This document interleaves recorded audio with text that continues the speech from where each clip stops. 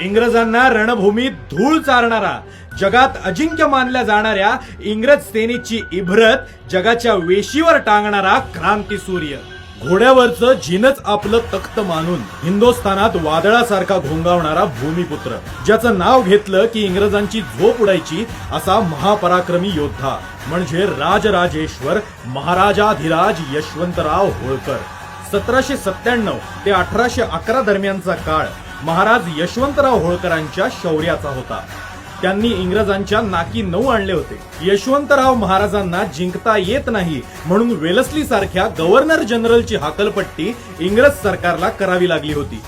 यशवंतरावांच्या सैन्यात दिल्ली आणि रोहिलखंडचे पठाण, खानदेश, हैदराबाद आणि अर्काटचे मुस्लिम, भिल्ल, मराठा व पिंडारी होते.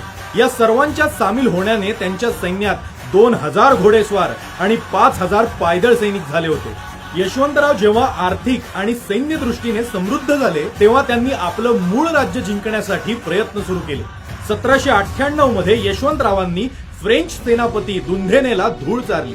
महेश्वर मधल्या काशीरावच्या इतर समर्थकांना पत्र लिहून ताकीद दिली की ते आपले हित इच्छित असतील तर त्यांनी काशीरावांच्या पक्षाचा त्याग करून त्यांच्या समोर आत्मसमर्पण करावं.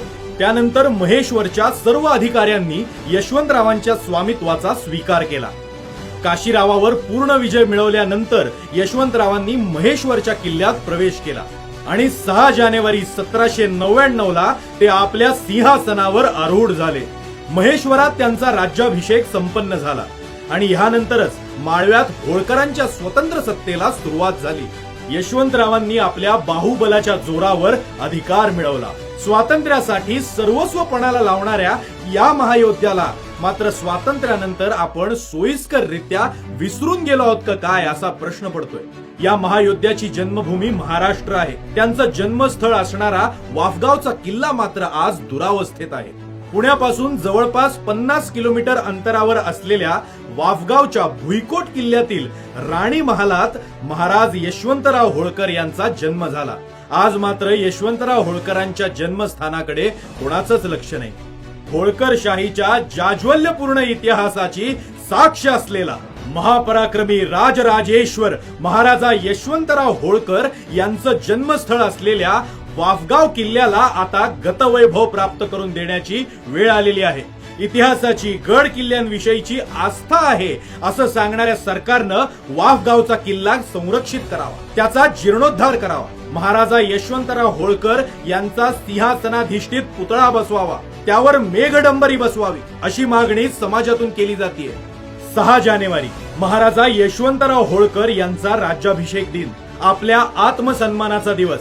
या दिवसाचं औचित्य साधून वाफगावला पुन्हा वैभव प्राप्त करून देण्यासाठी येत्या 6 जानेवारीला शाही पद्धतीनं महाराजा यशवंतराव होळकर यांचा राज्य आरोहण सोहळा पार पडतोय. या सोहळ्याचं नेतृत्व करतायत महाराजा यशवंतराव होळकरांचे वंशज श्रीमंत भूषण सिंह राजे होळकर.